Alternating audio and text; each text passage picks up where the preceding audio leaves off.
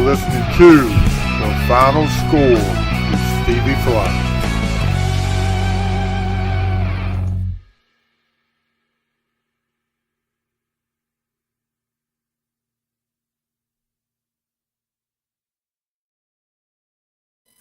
What's up, guys? Tuesday night, Tuesday night, it's final score time.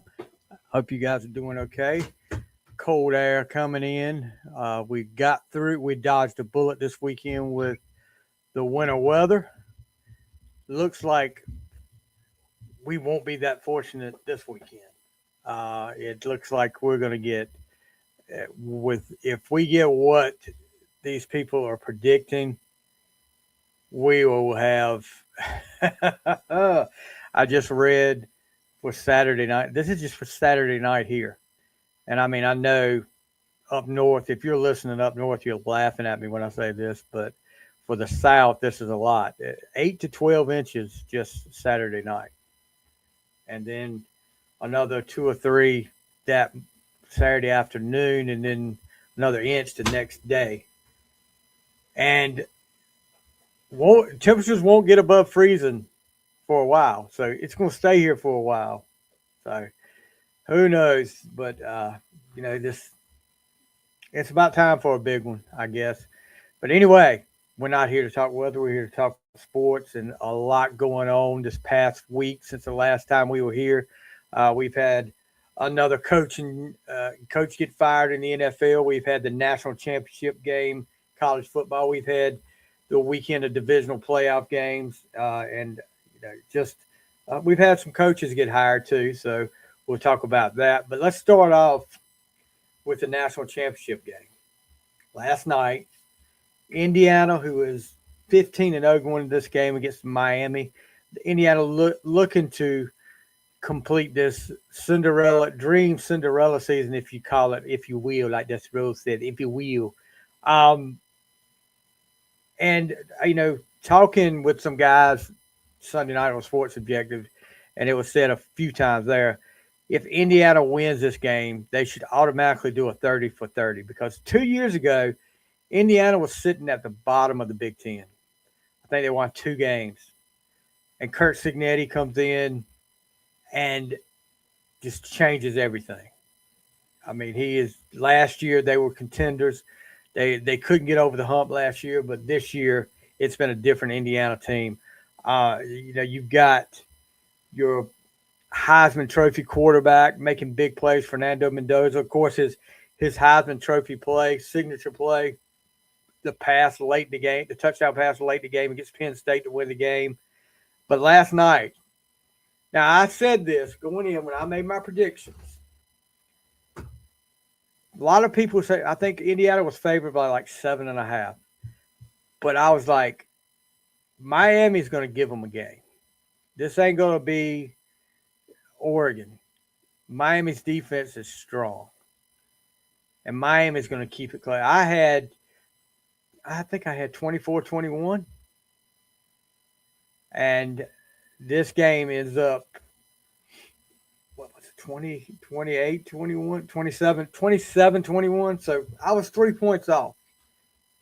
But man, what a game it was. Mendoza has you have those plays in championship games that you always remember. I mean, whether it's like NBA Finals the year Jordan hit all those threes and did the shrug to the sidelines. Then you have, of course, NCAA National Championship game in basketball. You had Derek Whittenburg, Lorenzo Charles to upset Houston.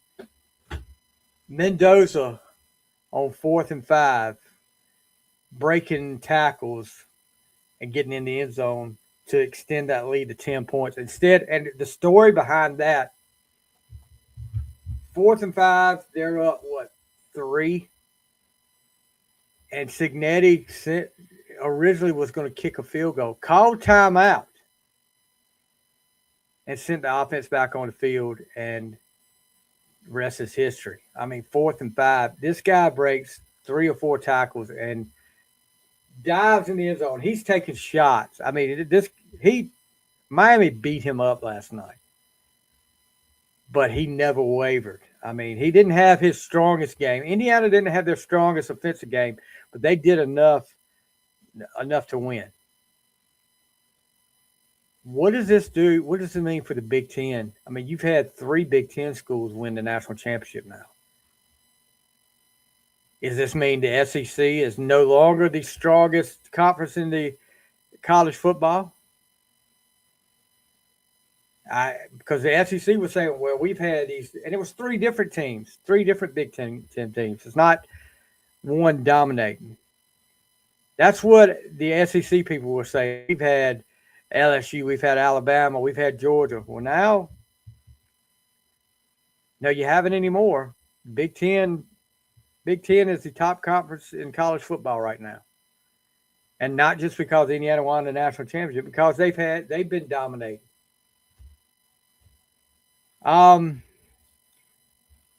We talk about the Mendoza play, and that play was great, but the difference in that game, special teams.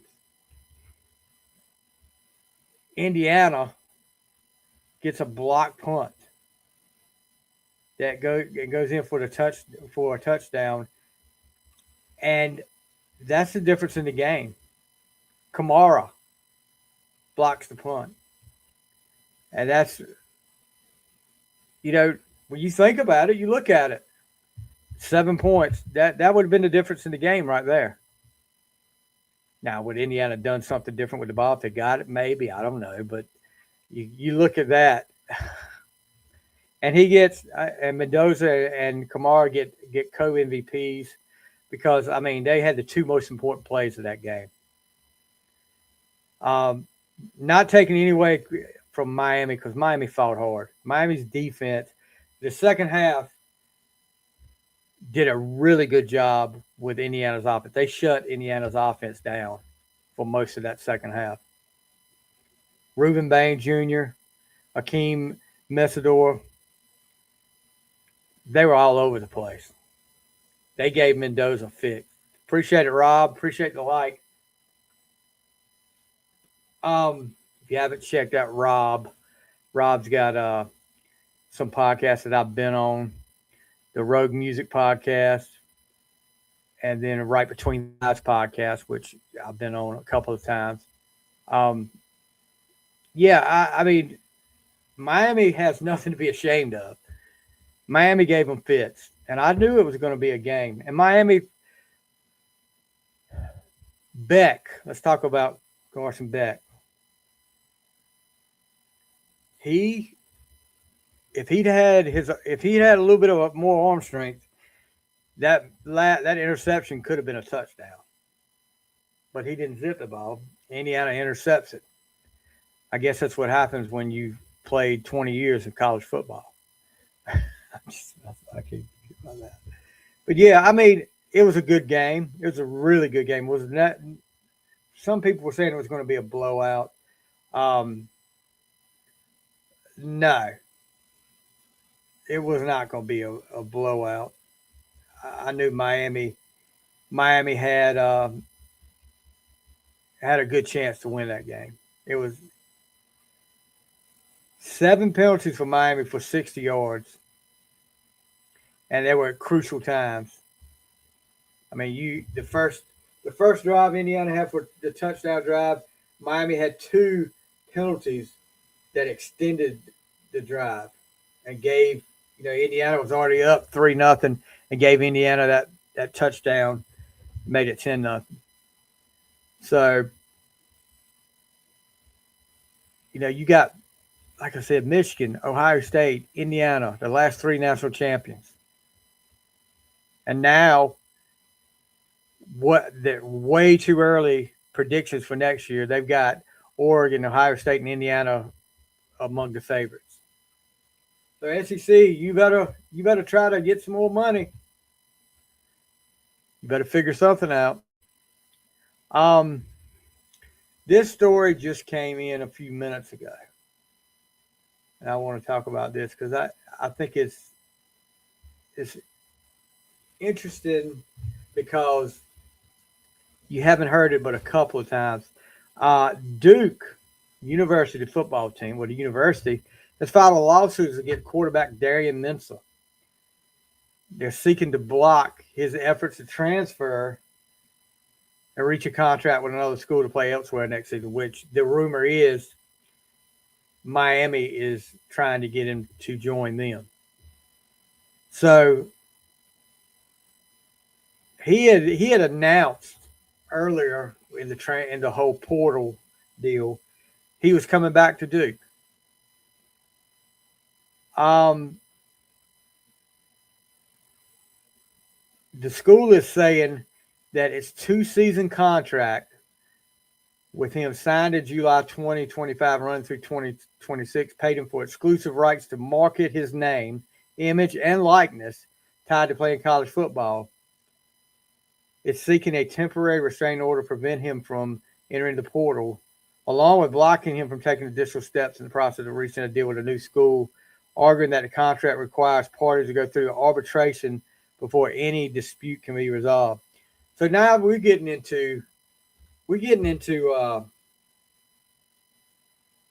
hold on, guys. I got something coming in on my phone.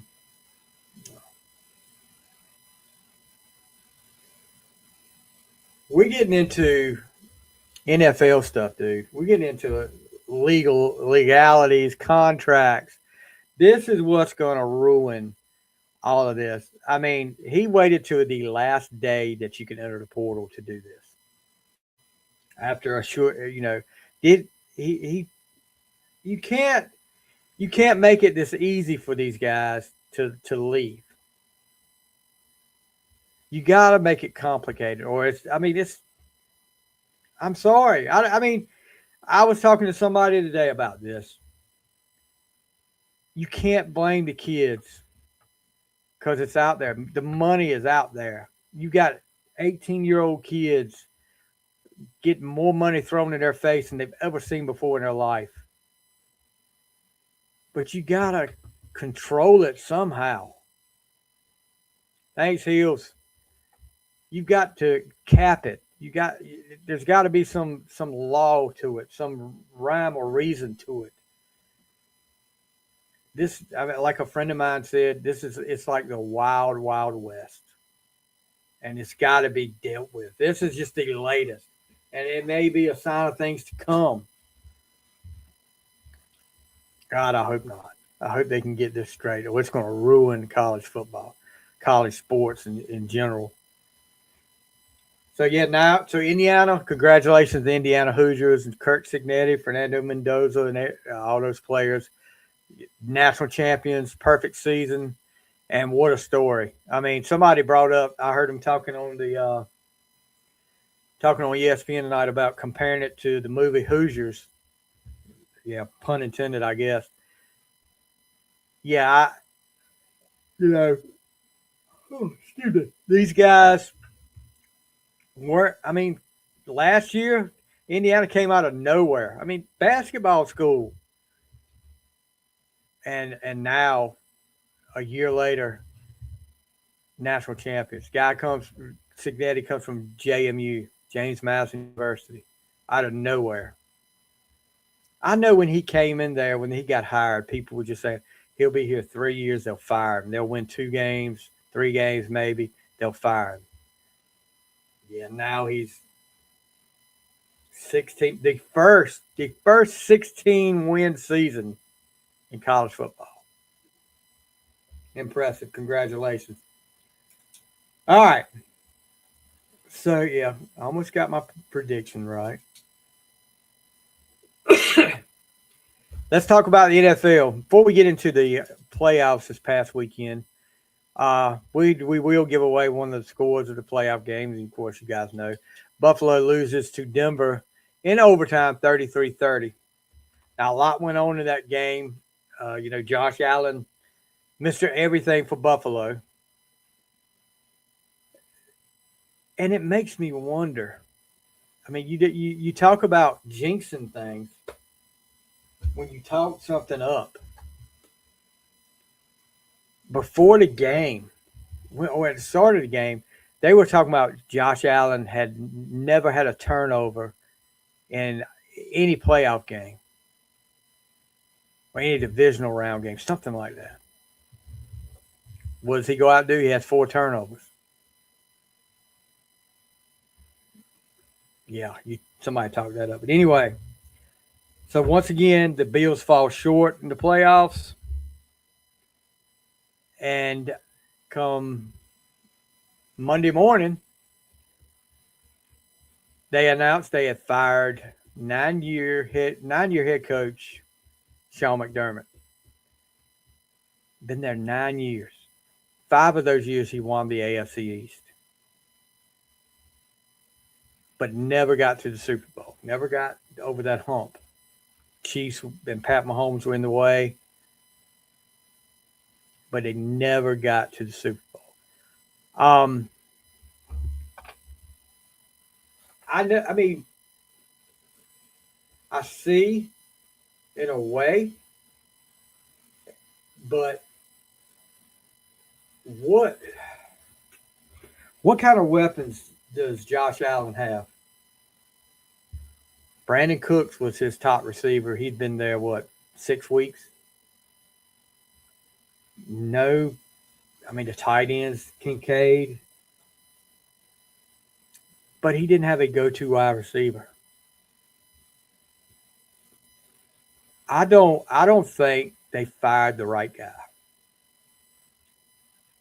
What's the GM's name? Billy Bean or Bill Bean? I think he needed to go. Because he's the one responsible for the players. Granted, the coach has a say in the players, but from what I hear, like a lot of competitive rivalry between the GM and the coach there. And apparently the GM either kissed enough butt to the ownership that he got in favor with them, and McDermott was out of favor with them. But McDermott did not lose the locker room. There was a lot of players. One in particular came out saying, "This stupid is, excuse my language, the stupid shit that goes on around here. It's typical of the stupid shit that goes on around here." So I'm wondering, we've yet to hear from Josh Allen on how he feels about the situation, or whether he had maybe pulled or Aaron Rodgers had something to do with it, because he was an emotional guy after that loss. And my hope, McDermott's out there. Pittsburgh, call him. Proven coach. Defensive-minded coach. If that's what Pittsburgh wants to go with, they need to give him a call before somebody else is like the Ravens.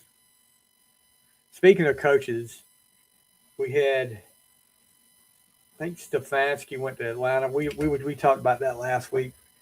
John Harbaugh officially announced as the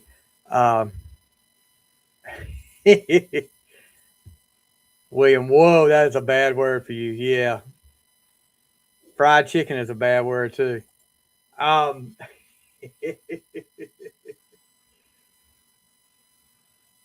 Coaches, Stefanski goes to Atlanta. Like I said, John Harbaugh announced as the coach for the New York Giants.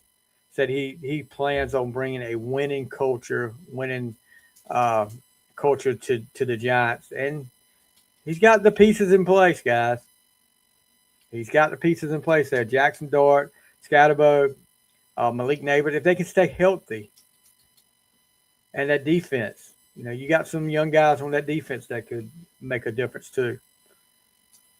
Also, Robert Saleh, the defense coordinator for the 49ers, former New York Jets head coach and Aaron Rodgers' best friend, is now officially the Tennessee Titans' new head coach.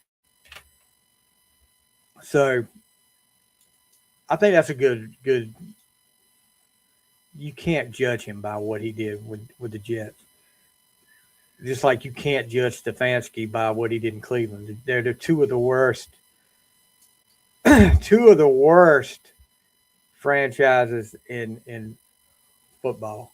Sean to Steelers. Who is Sean?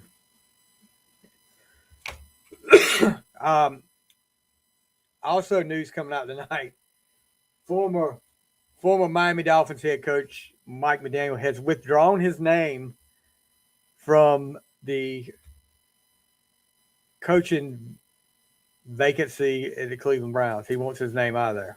Can't blame you, guy. Can't blame you.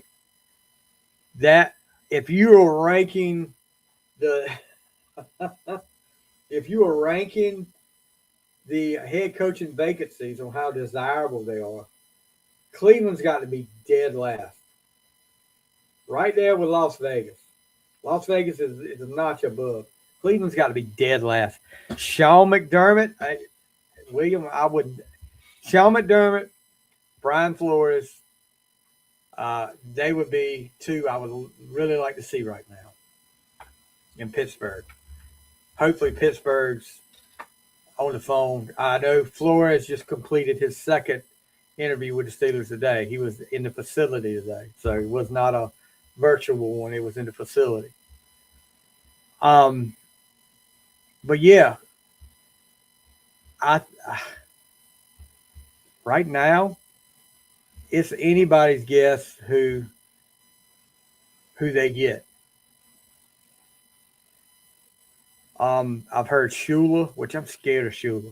His dad. I know his granddaddy is Don Shula, and that's all funny. That's all great. But his dad was David Shula, and David Shula was a terrible, terrible head coach in the NFL. There's a few others that could be in the mix right now too, but we'll have to get into that later as far as with that list. So let's get to the games this weekend. And let me tell you, one stinker, one that just was hard to watch. Another one that was so sloppy, it killed me. Oh yeah, Dawson Van, ex-coach of the Jets. Well, he switched. He left the Jets and went to the Ravens. Remember? He left the Jets and turncoat and went to the Ravens. Let's start off. Let's see where we're going to start here. Where do I start my notes? Well, let's start with Buffalo and Denver. Probably one of the more exciting games of the playoffs. And we talked about how this started out. We talked about Josh Allen turning the ball over. 2 interceptions, 2 fumbles. It's me. Kyle from LaGrange. It's me, Kyle, the controversial racist. He is not racist, guy. I don't know why anybody would even dare to dream that. So the Bills start off. They get the lead, 7-3. They get the ball back. They get a stop. They get the ball back, driving down the field. Well, no, they didn't drive down the field. James Cook fumbles. What could have been a 14-3 lead ends up Denver takes advantage of that turnover and makes it 10-7. And then Denver gets a field goal. I believe they got a field. No, they got another touchdown.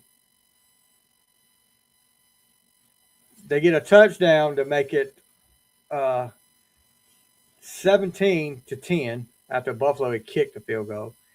And then Josh Allen, not much time left in the half, about less than a minute. Instead of, taking a knee and going in and just dealing with it that way, they call a play. Josh Allen, deep in his own territory, takes off, fumbles the ball,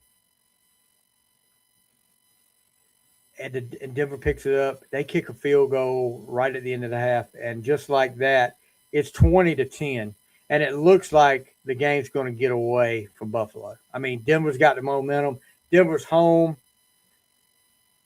but Here comes Josh Allen. Superman cape on. He gets him back in the game. And guys, let me tell you, I heard something uh, the last couple of days about, I think it was Shannon Sharp on his podcast, talking about not holding. And I heard some more people make comments about Josh Allen. Josh Allen had a bad game, but his bad game is better than most of the quarterbacks' good games. As bad as he was, he still almost led them to the win. Dalton Van, QB1, thank you for the like. I mean, 3 touchdowns, 283 yards passing. He had 2 picks and 2 fumbles. Shannon Sharp talking about, why don't we hold him accountable like we do Lamar Jackson? Josh Allen has won playoff games. Lamar's won 1. Josh Allen has been to several AFC championship games. I think Lamar's been to 1.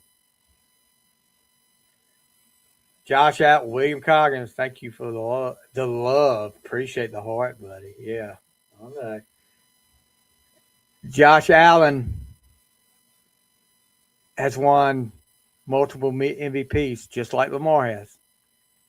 Now, if you look at the team around Lamar this year, supposed to be Super Bowl champions. The paper champions didn't even make the playoffs. Josh Allen didn't have the talent around him that he has had. And granted, I said it. I said it in the Pittsburgh game. Lamar did not lose that game to Pittsburgh. It was not Lamar that lost that game to Pittsburgh. It was Baltimore's sucky defense.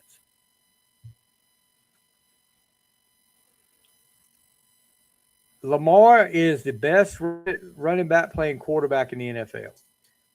He can throw the ball some, but he makes bad decisions, guys.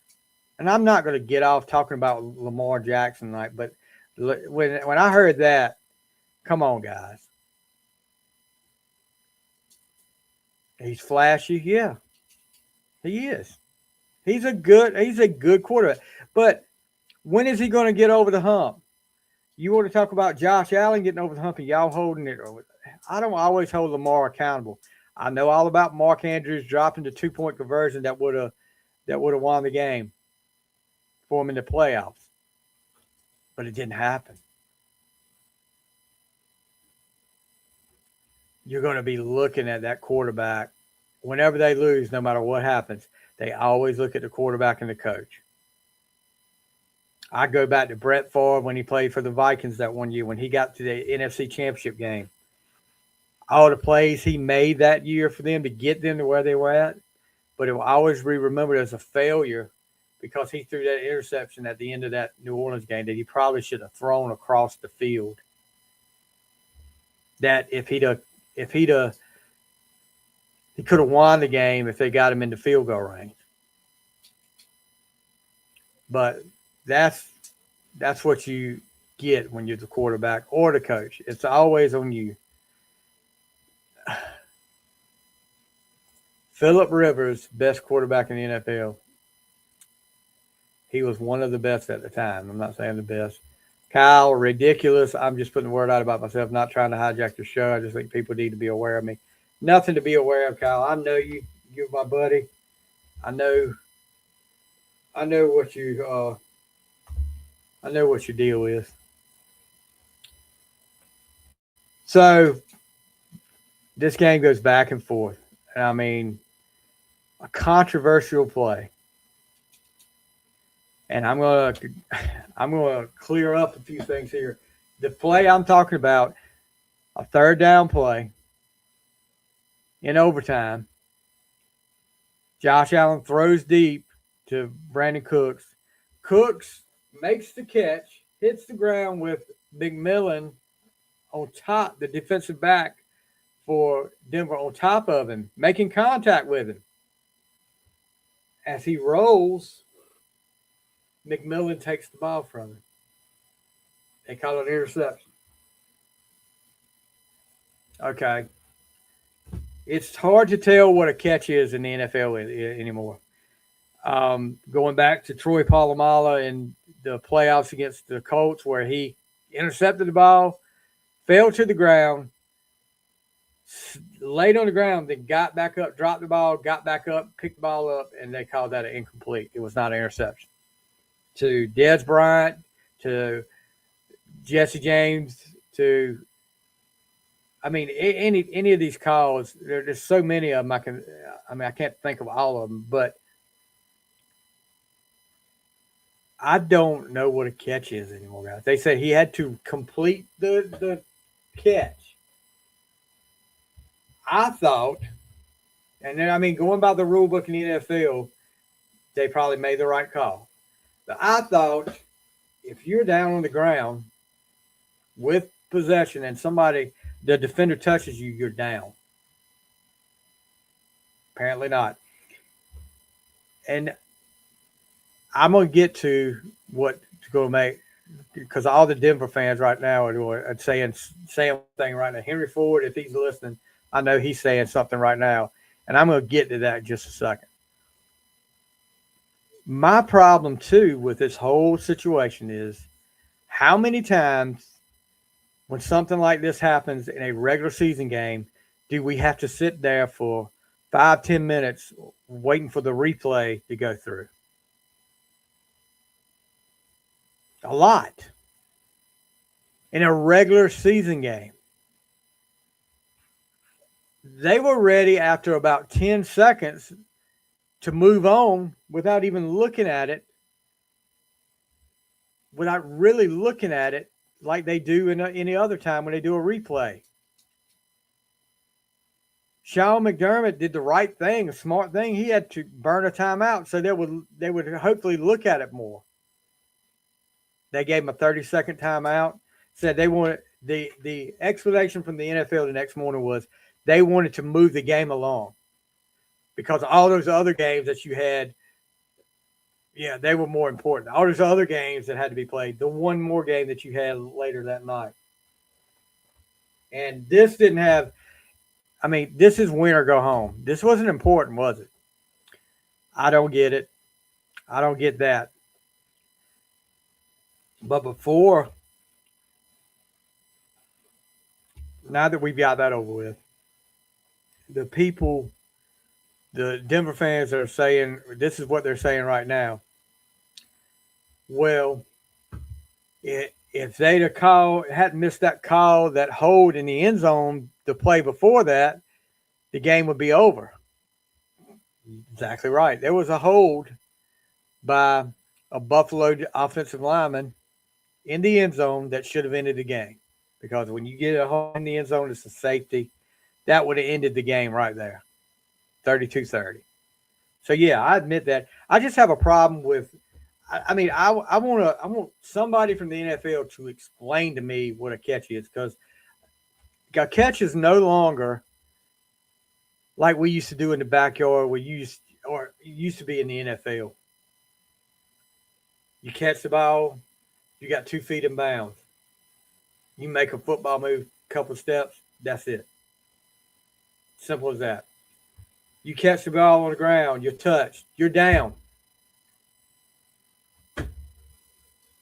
Why overcomplicate something as simple as catching a freaking football? It's stupid. It is stupid how complicated they made something as simple as a catch. And I'll tell you, I'll go back to one of these. And you guys, I'm a Steelers fan. The first Baltimore game, when Likely caught the ball in the end zone, took 2 steps, didn't complete the third before the ball was popped out, that was a touchdown. That would have won the game for Baltimore. I know it. That's why I'm saying, what is a catch anymore in the NFL? Somebody from the NFL, please explain it to me. where it makes sense, because it won't make sense with what I'm hearing everywhere else. Bo Nix,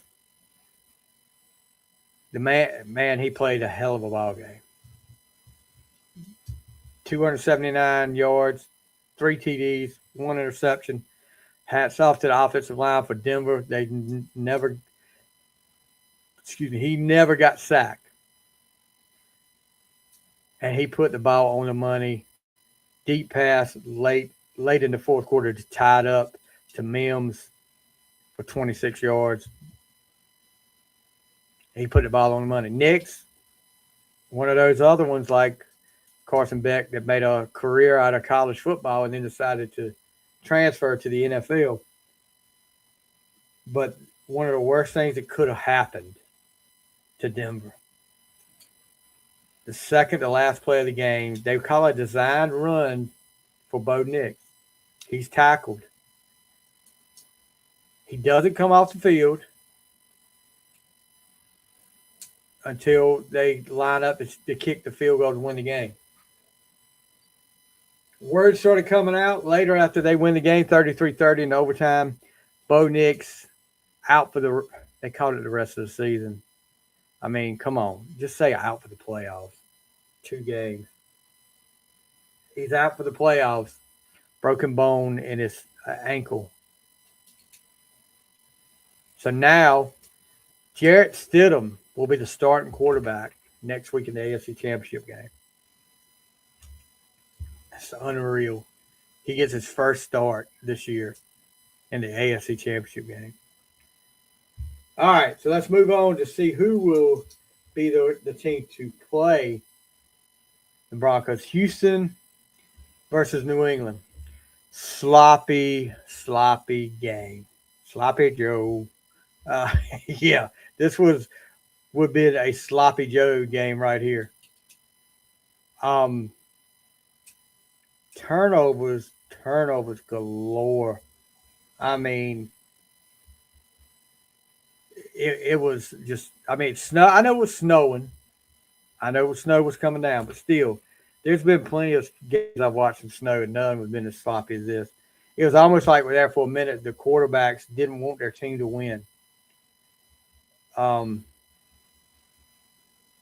Drake May plays a little bit better at quarterback than C.J. Stroud does. He only turns the ball over a few times. He fumbles. He only throws 1 interception. And he throws 3 TDs. Still not the greatest game for him. C.J. Stroud. I said it when I picked New England to win this game, that C.J. Stroud was going to hurt them.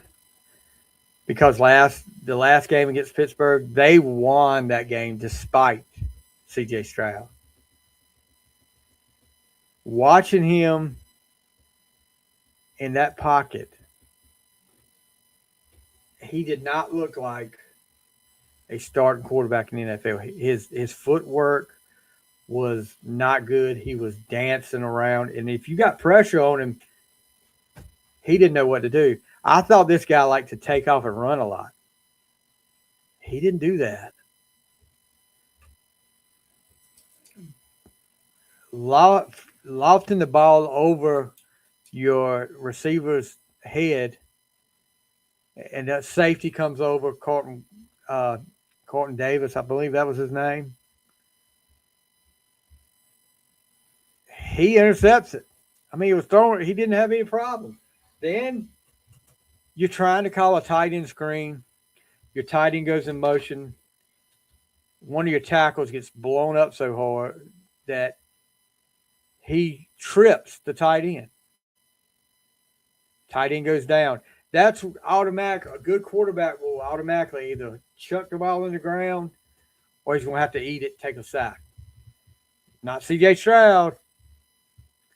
Throws the ball up, straight up in the air in the middle of the field.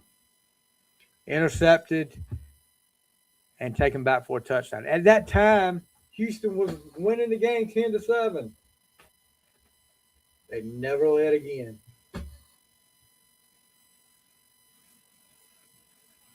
New England and no, Drake May fumbles 3 times, I want to say.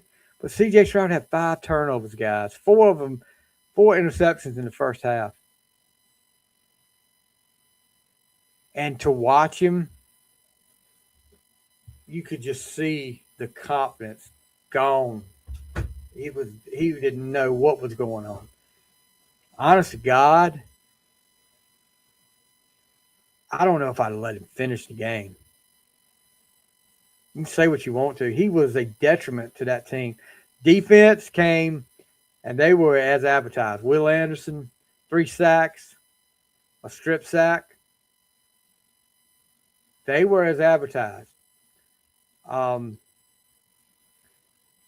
New England had some splash plays. And the interception, the pick 6. And that was, I mean, they didn't really set the world on fire. And they got the win 28-16.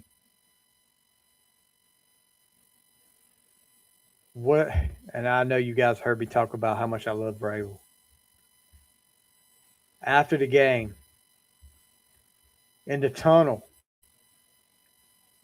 Vrabel waited for everybody on his team to come through that tunnel and slap hands with him or something.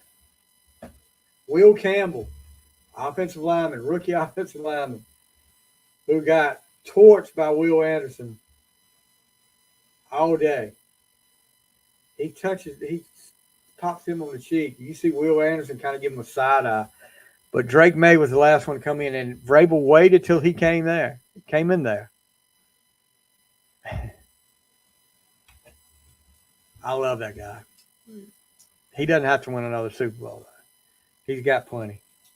But it looks like he may be headed there if you listen to everybody talk. Now, the defense for Denver is strong, but can it overcome the offense, the quarterback, the inexperienced quarterback? That's what I'm worried about there. We'll get into that a little bit. So, 28-16, Patriots win. Move on to the AFC Championship. So next week it'll be at Denver, Patriots versus the Broncos. Not Tom Brady versus Peyton Manning. Drake May versus Jarrett Stidham. What a matchup. All right, Seahawks 49ers.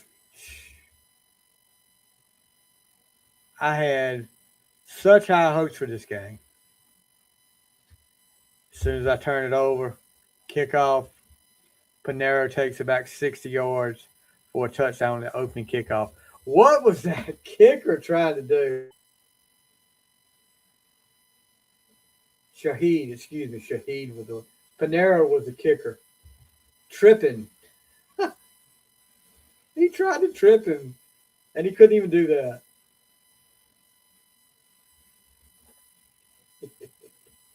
And that was just a sign of things to come, guys. I mean, it was never in doubt. I mean, it was domination. Kenneth Walker, 3 touchdowns. Sam Darnold didn't have to throw the ball much. 12 for 17. What was that? 12 for 17. So only had to throw the ball 17 times, 124 yards. And it's just a hard killing. 41-6. So the last 2 games against the 49ers, the Seahawks held them to 3 field goals, no touchdowns. Some bad news for Seattle. Running back Charbonnet is out for the rest of the playoffs. He had to have surgery, a knee injury, I believe. But, man, the way that defense, Legion of Boom, I forgot what they call this defense. but they're strong and they fly all over the field. It's gonna be hard to pick against Seattle. The only the only thing that worries me about Seattle is Sam Darnold, because I just feel like he proved he was there and he was making plays, but he just scares me that he's going to go back to the Ghostbuster days, seeing ghosts on the field, like he was when he was with the Jets. Gosh, how long ago was that?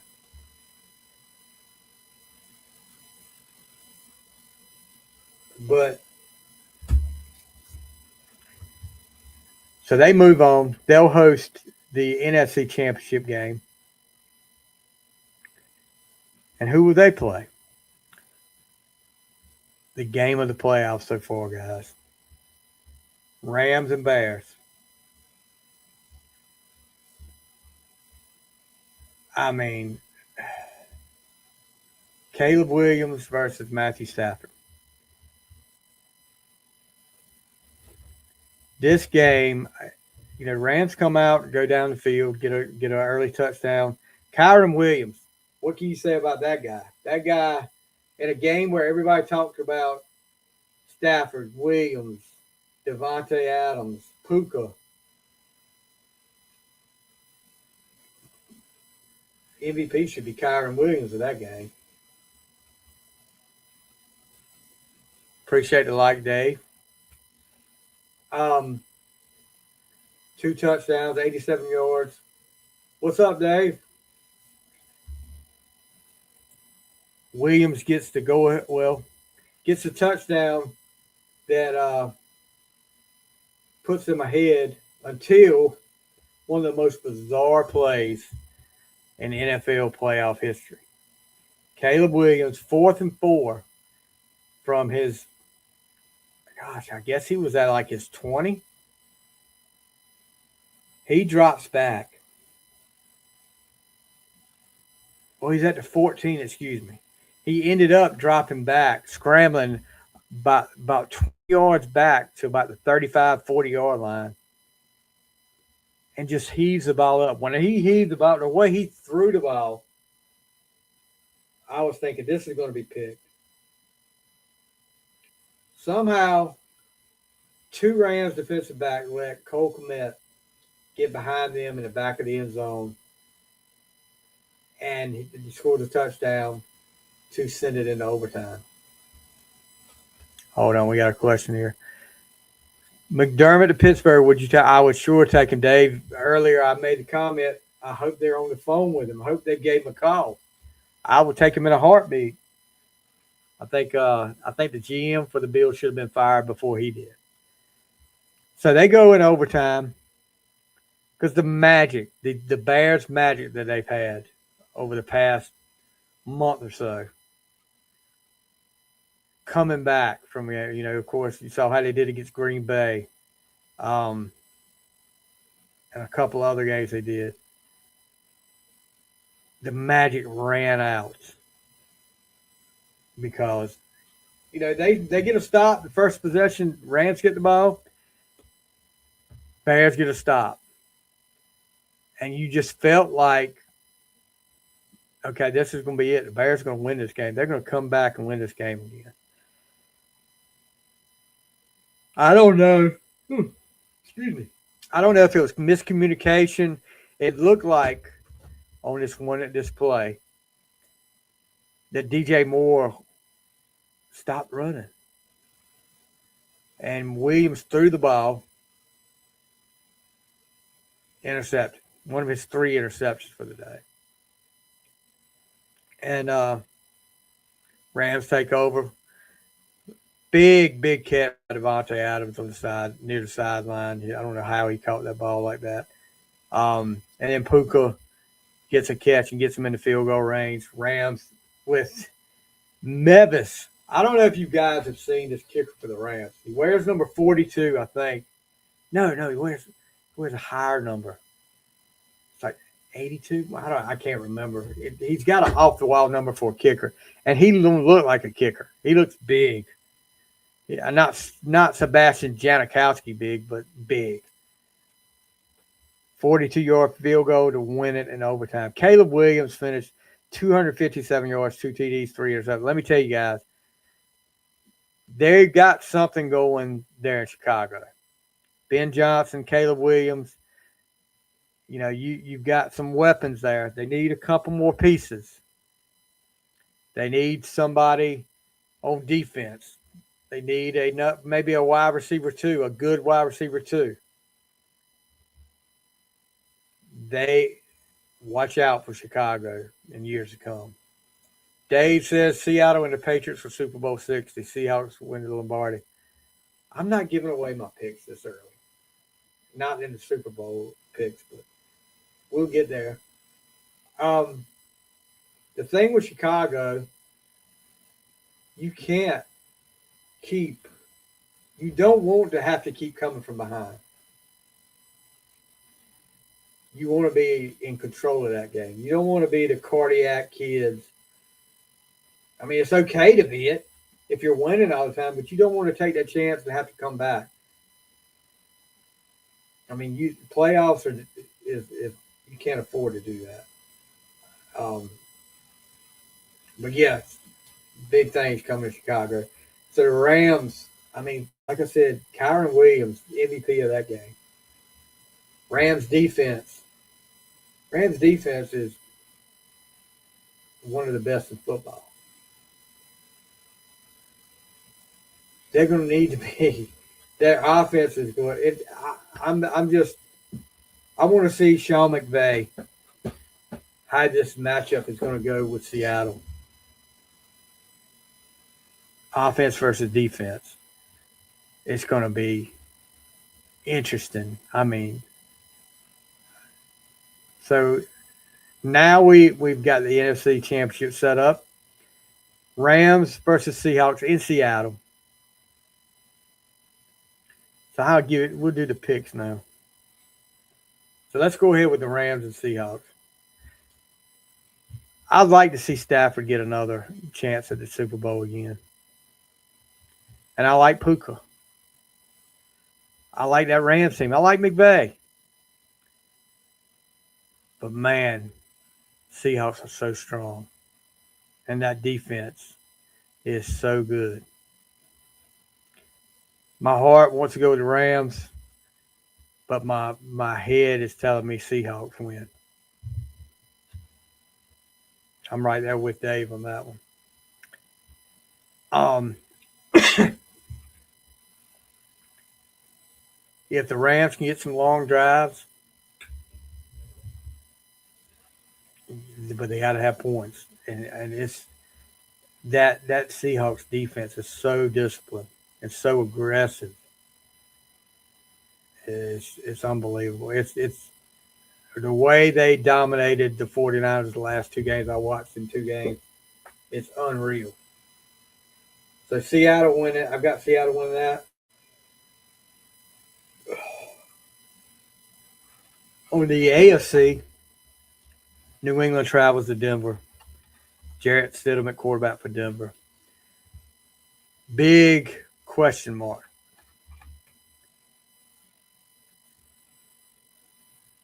Denver's best chance is whatever the defense can do for them. The defense has to make Drake May do what he's been doing this year. Turn the ball over, fumble. Something. Put the pressure on him, strip the ball. You have to give your offense a short field.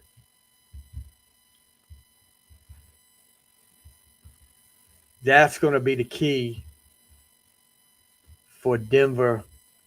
Not putting, just let Stidham. Stidham doesn't have to light it up. He just needs to manage the game. Don't turn the ball over. Get some first downs. They need to let him ease into it the first part of the game. Get him some first downs. Get him in rhythm. Don't make him win the game. Make him not lose the game. Make him do enough to not lose the game. Patriots defense is good too.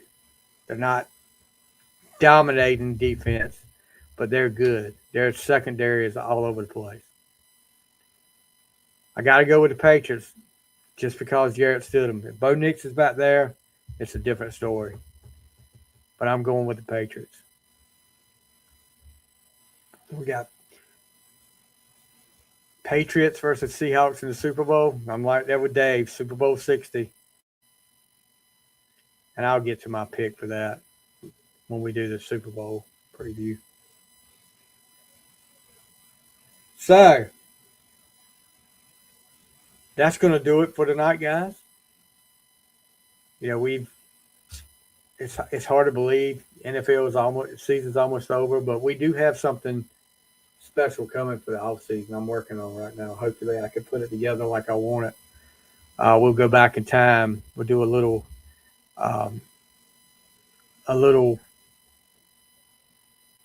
back to 1980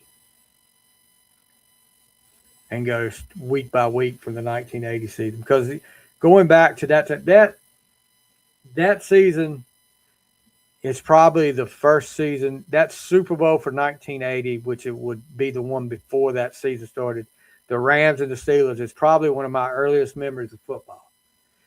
And when 1980 hit, that's when I was big time into it.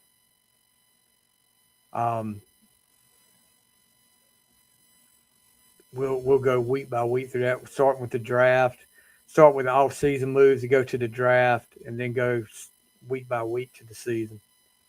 And plus, we'll have the final score episodes, just talking about what's going on in the sports world too. Anyway, guys, if you're local around here, hunker down, get your bread, your milk, your toilet paper. Get ready for some snow, or when hopefully it's just snow. We don't want ice. No to the ice. Hopefully you guys stay safe. Enjoy the championship games this weekend. If you don't have to go anywhere this weekend and you get a ton of snow, don't go anywhere. Stay home and watch football. Or stay home and watch the final score, or On the Fly. New episode of On the Fly hit this week with the Bourbon Sons. Check it out. All right, guys. Thank you to Dave. Thank you to William. Thank you to Dalton, Heels, and Rob. Appreciate you guys. That's it, guys. You have a great week. We'll see you next time on the final score.